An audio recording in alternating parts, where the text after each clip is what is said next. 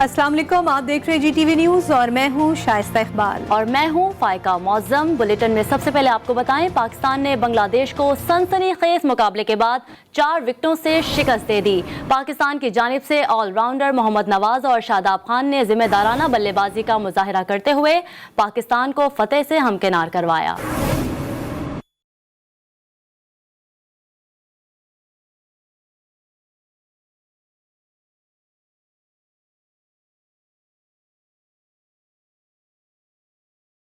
ढाका के शेर बंगला cricket stadium में खेले गए पहले T20 में बांग्लादेश ने टॉस जीतकर बैटिंग का फैसला किया। बांग्लादेश ने पाकिस्तान को जीत के लिए 128 रन का हदफ दिया। पाकिस्तान ने अच्छी गेंदबाजी का मुजाहिरा करते हुए बांग्लादेश को इसके होम ग्राउंड पर बड़े स्कोर से रोक रखा। पाकिस्तान की जानिब से मोहम्मद वसीम ने 2 जबकि हसन अली ने 3 खिलाड़ियों का आउट किया।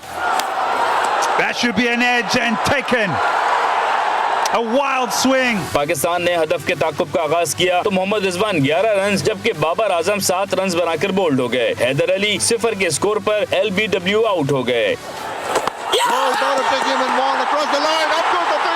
पाकिस्तान के चौथे खिलाड़ी शुएब मलिक शॉट खेलने के बाद टहलते रहे और इस दौरान विकेट कीपर ने विकेट उड़ा दी। वो भी खाता खोले बगैर पवेलियन लौट गए।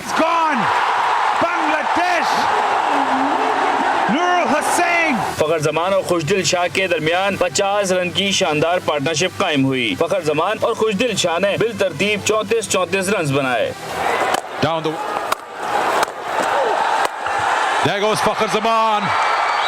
मुश्किल हालात में मोहम्मद नवाज और शादाब खान ने जिम्मेदारी का मुजाहिरा करते हुए जानहाना बल्लेबाजी की और टीम को इनिंग के आखिरी ओवर में फतह दिलवा दी।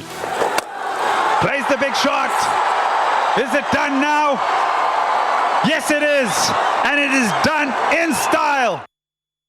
कौमी फास्ट बॉलर हसन अली का कहना है कि टीम एक यूनिट बनकर खेल रही है जिसकी वजह से जीत रही है। T20 वर्ल्ड कप में जो खामियां नजर आई, बांग्लादेश पहुंचते ही उन पर काम किया। बांग्लादेश शुरू से ही यहाँ पे जो है वो स्ट्रॉन्ग टीम होती है अपनी होम कंडीशन में। यहाँ की कंडीशन थोड़ी डिफ़िकल्ट होती है। जो भी टीमें बाहर से आती हैं, अगर हम देखें तो वर्ल्ड कप से पहले ऑस्ट्रेलिया के साथ भी बहुत अच्छी सीरीज़ खेले, फिर न्यूजीलैंड के साथ उनकी सीरीज़ बड़ी अच्छी थी। एक टीम में अगर हर मैच में अगर कोई different man of the match हो तो ये बहुत अच्छी चीज़ होती है टीम के लिए, यूनिट के लिए, क्योंकि आप किसी एक पे रिलाइज़ नहीं करते कि आज ये रन करेगा, आउट करेगा तो हमें जीतेंगे। मैंने बहुत एफर्ट की है और बहुत मेहनत किया नेट में कि जो चीज़ें मेरी जिनमें कमी थी उनको इम्प्रूव करूं। स्टेट बैंक ने 2 माह के लिए मॉनिटरी पॉलिसी का ऐलान कर दिया। शरह सूद 150 बेसिस पॉइंट्स इजाफे के साथ 1.50 बढ़ा दी गई। स्टेट बैंक के मुताबिक पॉलिसी रेट 8.75% हो गई। मॉनिटरी पॉलिसी कमेटी के मुताबिक बैलेंस ऑफ पेमेंट में इजाफा हुआ है। महंगाई की शरह भी तवक्कुआत से ज़्यादा बढ़ी। महंगाई की शरह को मद्देनजर रखते हुए पॉलिसी रेट में इजाफा किया गया है। अफगानिस्तान में इंसानी बहरान से बचने के लिए मुआशी बहाली ज़रूरी है। बहरीन के साथ दूररस, करीबी और मजबूत ताल्लुकात के ख्वाहां हैं। Army chief general Qamar Javed Bajwa की बहरीन के नुमाइंदगान काउंसिल के स्पीकर से मुलाकात में इजहार ख्याल। बहरीनी मेहमान ने बॉर्डर मैनेजमेंट और इलाकाई इस्तेहकाम में पाकिस्तान के किरदार को सराहा। ISPR के मुताबिक मुलाकात में बाहमी दिलचस्पी, मुख्तलिफ शोबों में ताउन पर तबादला ख्याल किया गया। अफगानिस्तान में सिक्योरिटी की सूरत हाल पर तफसीली मुशावरत की गई।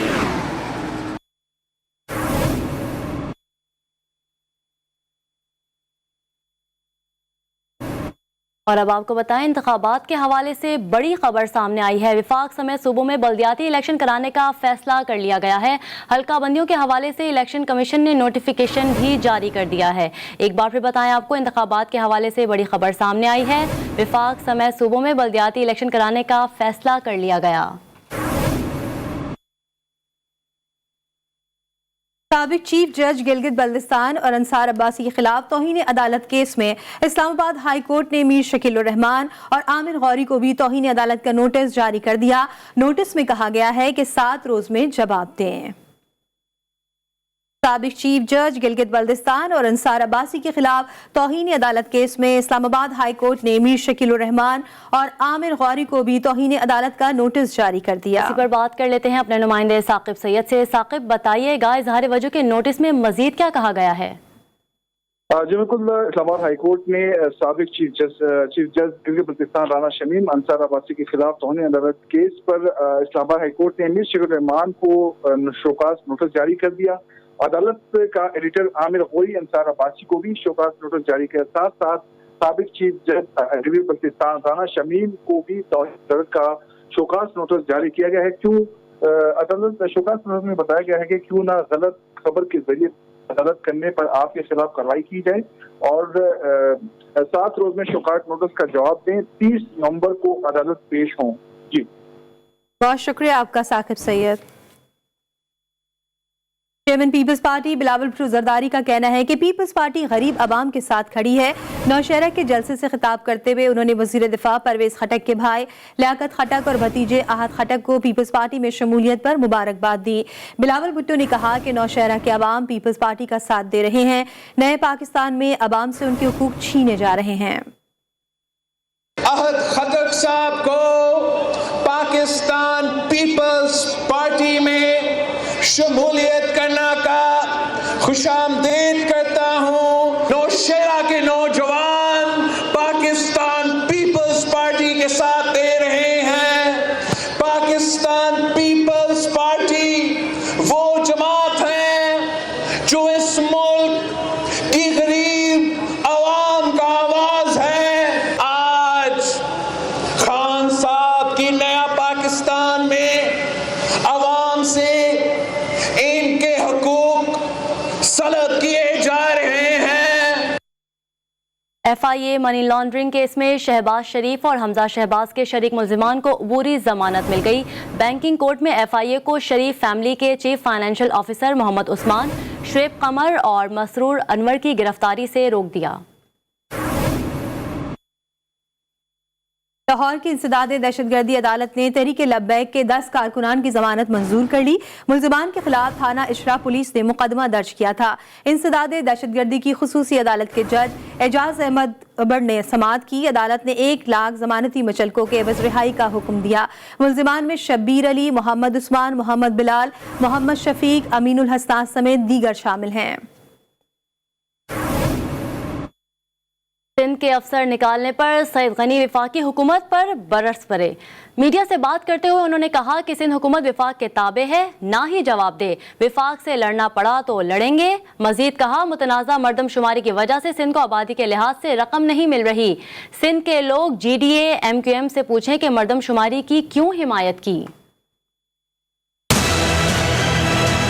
विफाकी हुकूमत का अपना एक रोल है, वो सिंध के लोगों का, सिंध की हुकूमत का माई बाप नहीं है। वो हमारे ऊपर कोई चौकीदार नहीं बैठे हुए हैं। सूबे सिंध के अवाम की जो नुमाइंदगी का हक भी उस पार्टी को मिला है, हम उसका तहफ़्फ़ुज़ करेंगे और हम ज़ाहिर है कि उसके लिए अगर हमें लड़ना पड़ा वफाकी हुकूमत से तो हम उनसे लड़ेंगे भी। वो सेंसस जिसके ज़रिए सूबे सिंध की आबादी को कम बताया गया, जिसकी वजह से सूबे सिंध को जितनी रकम वफाक से सूबे सिंध को मिलनी चाहिए वो नहीं मिल रही। उस मुतनाज़ा सेंसस के खिलाफ सूबे सिंध का जो मुकदमा ज्वाइंट पार्लियामेंट में था, एक तो स्पीकर साहब ने उसको बिला वजह ताख़ीर का शिकार किया और जब वो पार्लियामेंट में आया तो चंद लम्हों में, चंद मिनटों में उसको उन्होंने मुस्तरद किया और MQM और GDA उसका हिस्सा थी। मेरी ये राय है कि सूबा सिंध के लोग MQM से और GDA से ज़रूर ये पूछें सूबा सिंध के हुकूक पर डाका डाला जा रहा है, उसको GDA और MQM ने क्यों सपोर्ट किया है। और अब कुछ बात करते हैं गैस लोड शेडिंग की। घरेलू सारिफिन को गैस लोड शेडिंग का सामना है। सनतकार भी गैस न मिलने पर परेशान है। हुकूमत ने सर्दी के मौसम में गैस की किल्लत की खबर सुना दी। इस साल भी सिंध ने गैस ज्यादा पैदा की है। एडमिनिस्ट्रेटर कराची मुर्तजा वहाब ने मीडिया से बात करते हुए सिंध के एहसासों पर ही सिंध के साथ ज्यादती का शिकवा कर दिया। कहा कि हुकूमत की तरजीहात अवाम नहीं बल्कि अपने ATMs और अशराफिया हैं। मुर्तजा वहाब की वजीर आजम पर भी कड़ी तनकीद। कहा, इमरान खान ने इतनी बार यू टर्न लिया, समझ नहीं आता यू है या टर्न।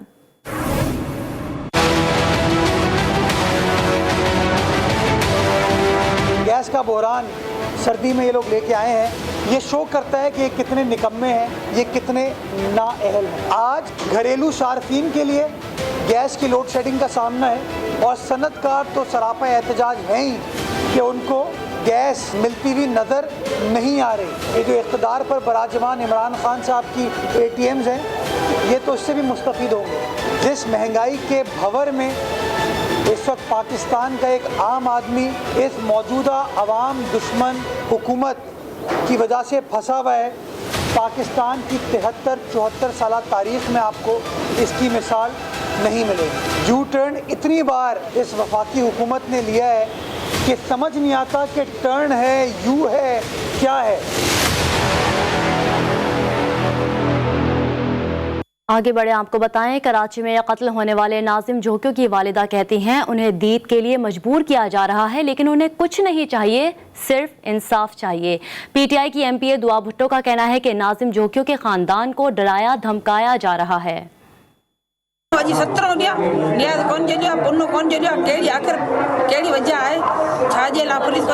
ये सालार गोट में रहने वाली मकतूल नाजिम जोखियों की वालदा हैं, जिन्होंने इंकशाफ किया है कि इन्हें खूब बहा लेने के लिए मजबूर किया जा रहा है। कहा जा रहा है बंगला गाड़ी पैसा ले लो और नाजिम जोखियों के कातिलों को माफ कर दो।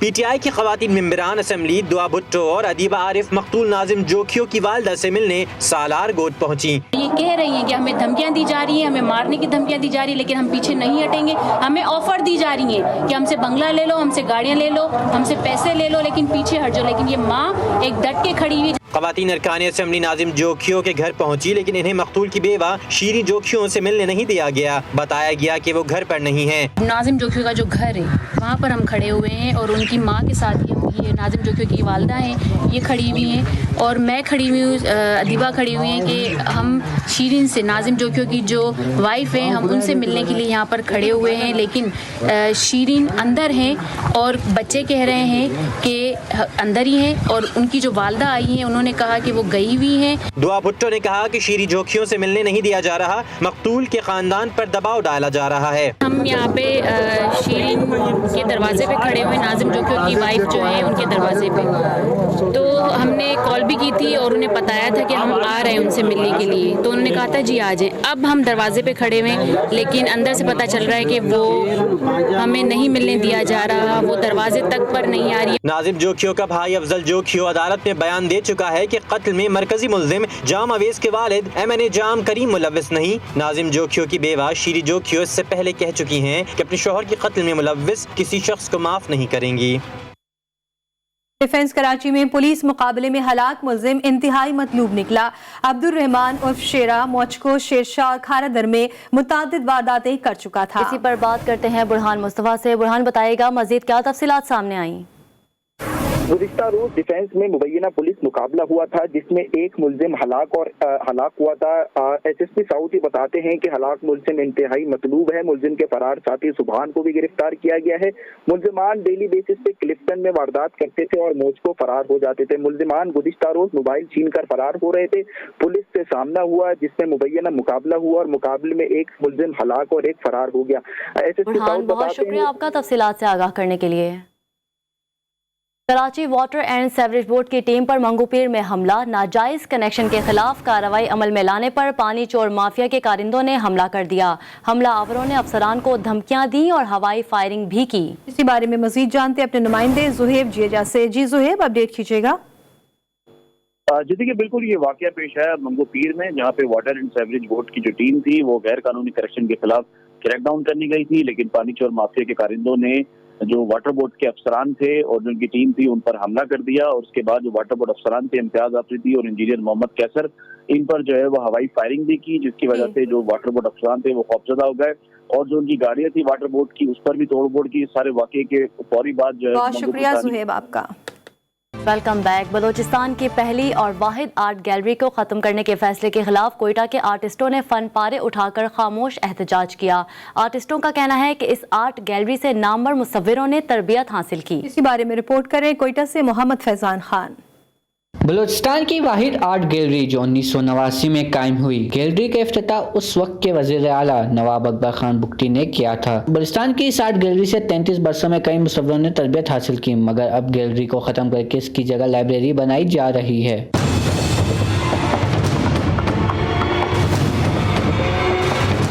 हुकूमत हुकूमती फैसले के खिलाफ मुसव्विरों ने फन पारे उठाकर खामोश एहतजाज किया। इस सकाफत हमारी पहचान, इसको ख़त्म ना किया जाए। अगर कोई और जगह भी है लेकिन इसको ख़त्म ना किया जाए, क्योंकि ये कन्वीनियंट है स्पेशली फीमेल्स के लिए, बच्चों के लिए, और इसने बहुत सपोर्ट किया और इसकी वजह से आज बलूचिस्तान का आर्ट कल्चर पूरी दुनिया में देखा जाना और पहचाना जाता है। नौजवान मुसव्विरों ने हुकूमत के इस इक़दाम को फन से दुश्मनी करार दिया। स्टूडेंट लोग भी आके यहाँ पे आर्ट सीखते हैं, कैलीग्राफी सीखते हैं, इसको यहाँ से ख़त्म करना मुनासिब नहीं है। इसको इसी जगह पे रहना चाहिए। हुकूमत को चाहिए कि आर्ट को, कल्चर को फ़रोग़ दे, बजाय इसके कि इसको ख़त्म किया जाए। आर्ट गैलरी को बलूचिस्तान लाइब्रेरी के स्पोर्ट जो आप करने जा रहे हो, ये हमें किसी सूरत भी कबूल नहीं है। बहुत सारी फ़ीमेल जो यूनिवर्सिटीज़ में जाके अपना शौक़ पूरा नहीं कर सकती हैं, वो यहाँ आके अपना शौक़ पूरा कर रही हैं। मुसव्विरों ने हुकूमत से मुतालबा किया कि बलूचिस्तान के इस वाइट आर्ट गैलरी को बचाने के लिए अपना किरदार अदा करे। कैमरामैन यासिन खान के साथ मोहम्मद फैजान खान, GTV न्यूज़, कोयटा। महकमा सेहत खैबर पख्तूनख्वा ने मुलाजमीन पर बगैर इजाज़त सेमिनार, वर्कशॉप और तरबियती सेशंस में शिरकत पर पाबंदी आयद कर दी। महकमा सेहत ने बाकायदा सर्कुलर जारी कर दिया। सर्कुलर के मुताबिक महकमे का कोई भी मुलाजिम बगैर तहरीरी इजाज़त अपने स्टेशन को नहीं छोड़ेगा। हमें ज्वाइन किया है नवाब शेर ने। नवाब, बताएगा महकमा सेहत ने पाबंदी क्यों लगाई? क्या मुलाजिम इस सहूलत का गलत इस्तेमाल कर रहे थे? जी बिल्कुल, महकमे सेहत खैबर पख्तूनख्वा ने मुलाजमीन का बगैर इजाजत सेमिनार, वर्कशॉप और ट्रेनिंग में शिरकत पर तहफ़्फ़ुज़ात का इज़हार किया और इस सिलसिले में महकमे सेहत ने नोटिस लेते हुए बाकायदा सर्कुलर जारी कर दिया, जिसके मुताबिक महकमे सेहत का कोई भी एहलकार बगैर तहरीरी इजाजत अपने स्टेशन को नहीं छोड़ेगा, जबकि खिलाफवर्जी करने पर और गफलत के मुताबिक एहलकारों के खिलाफ जो है वो महकमाना कार्रवाई होगी। बहुत शुक्रिया नवाब आपका। और अब आपको बताएं, लाहौर के पोश इलाकों में गाड़ी चोरी की वारदातें बढ़ गईं। गुज़िश्ता रोज़ लीगी MPA की गाड़ी सब्ज़ाजार के इलाके से चोरी हुई तो आज डिफेंस के इलाके से गाड़ी गायब हो गई। गाड़ी चोरी की CCTV फुटेज GTV ने हासिल कर ली। इसी हवाले से मज़ीद तफसीलात जानने के लिए हमने राब्ता किया अपने नुमाइंदे वकार शौकत से। वकार, क्या कानून नाफिज करने वाले इदारे सो रहे हैं जो गाड़ियों की चोरी नहीं रुक पा रहे? आज बिल्कुल, लाहौर में जिस तरह से कत्ल व गारत की वारदातों में जो है वो इजाफा हो रहा है, इसी तरह जो है वो चोर भी आजकल जो है वो सरगर्म है। लाहौर में जो है वो 24 घंटों के दौरान मुख्तलिफ वारदातों के दौरान जो है वो 2 गाड़ियां चोरी कर ली गई। थाना नवाकोट की हदूद में जो है वो MPA मौलवी मोहम्मद गयास उद्दीन के एतमाद के घर की जो है वो गाड़ी उड़ा ली गई। आज जो है वो एक और मुकदमा मंजर आम पर आया कि पोश इलाका डिफेंस A में जो है वो गाड़ी चोरी की गई। डिफेंस A में गाड़ी चोरी होने की CCTV फुटेज भी बहुत शुक्रिया वकार शौकत अपडेट करने के लिए। GTV न्यूज़ की खबर पर KDA in action. Director land management Shamsul हक सिद्दीकी को ओहदे से फारिग कर दिया गया। शमसुल हक सिद्दीकी ने कस्टम इंटेलिजेंस को प्लॉट देकर गाड़ियां ली थी। DG KDA आसिफ मेमन ने डायरेक्टर लैंड को बरतरफ करने के अहकाम जारी कर दिए। इसी पर बात करते हैं ब्यूरो चीफ कराची जिले हैदर से। जिले बताएगा क्या तफसीलात हैं? जी बिल्कुल, गुज़िश्ता माह ये खबर जो है वो GTV ने अपने नाज़रीन तक पहुंचाई थी कि डायरेक्टर लैंड हैं KDA शमसुल हक सिद्दीकी, ये जाली कागजात बनाने और दीगर करप्शन में मुलव्विस हैं, जिसकी वजह से इन्होंने 3 गाड़ियां इनके ज़ेर इस्तेमाल हैं जिसके कागजात नहीं है। ये खबर चलने के बाद FBI ने इसकी तहकीकात करी, इंटेलिजेंस इदारों ने इसकी तहकीकात करी, जिसके बाद वाज़ेह हो गई कि शमसुल हक सिद्दीकी ने कुरंजी में एक प्लाट के एवज जो है कस्टम इंटेलिजेंस से 3 गाड़ियां, जिसमें V8 और रीवो गाड़ियां शामिल है, वो अपने ज़ेर इस्तेमाल रखी हुई थी, जिस तहकीकात मुकम्मल होने के बाद आज इनको ओहदे से फारिग कर दिया गया है। तो GTV की खबर में एक दफा फिर जो है वो एक्शन लिया गया है और करप्शन को बेनकाब किया गया है। जी DG आसिफ मेमन ने बरतरफ से मुतालिक अहकाम जारी कर दिए। जिले हैदर, बहुत शुक्रिया आपका।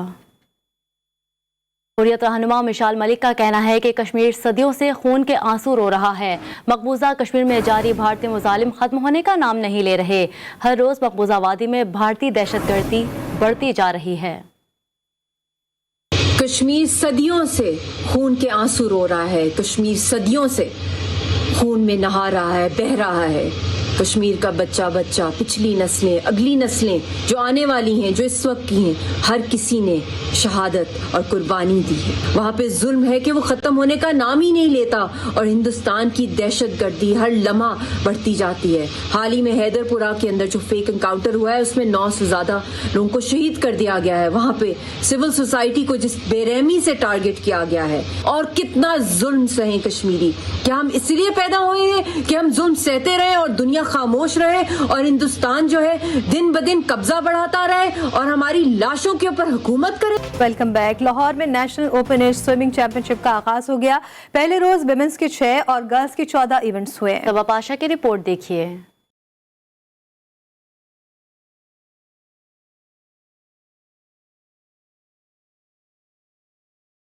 लाहौर में ओपन एज स्विमिंग चैंपियनशिप में 9 टीमों ने हिस्सा लिया। सिंध की अरीशा लॉटनी ने सिल्वर और आर्मी की किरण खान ने ब्रॉन्ज मेडल हासिल किया। विमेंस 100 मीटर फ्री स्टाइल में वाबदा की जहां आरा ने गोल्ड मेडल हासिल किया। आर्मी की बहिश्ते जहां ने सिल्वर और आर्मी ही की ईमान शेख ने ब्रॉन्ज मेडल हासिल किया। मेरा 50 फ्री में गोल्ड और 4x200 रिले में सिल्वर आया है। And I think being as a girl Pakistan में लड़कियों के लिए इतनी अपॉर्चुनिटी नहीं है। प्लेयर्स का कहना था कि इस तरह के इवेंट्स होते रहने चाहिए ताकि आलमी सतह पर पजीराई हो। आजकल पंजाब में थोड़ा और स्विमिंग को प्रमोट करने के लिए कोशिश करी है, बिलबोर्ड भी लगाए हुए। प्लेयर्स का कहना था कि चैंपियनशिप से इनकी हौसला अफजाई होती है। 200 मीटर्स IM में वाबदा की जहां आरा नबी ने गोल्ड मेडल हासिल किया। आर्मी की किरण खान सिल्वर और इस्लामाबाद की माहम अली ब्रॉन्ज मेडल की हकदार ठहरी। कैमरामैन सलमान मिराज के साथ सबा पाशा, GTV न्यूज़ लाहौर। वज़ीर-ए-आज़म इमरान खान की ज़ेरे सदारत रावी अर्बन डेवलपमेंट अथॉरिटी और सेंट्रल बिजनेस डिस्ट्रिक्ट वाल्टन का जायज़ा इजलास हुआ। वज़ीर-ए-आज़म ने हिदायत दी कि दोनों मनसूबों के लिए ज़्यादा से ज़्यादा सरमायाकारी यकीनी बनाया जाए। उनका कहना था कि ये मनसूबे मुल्क में हाउसिंग और तामीराती शोबों में बराह रास्त गैर मुल्की सरमायाकारी को फ़रोग देने के लिए बहुत अहम है।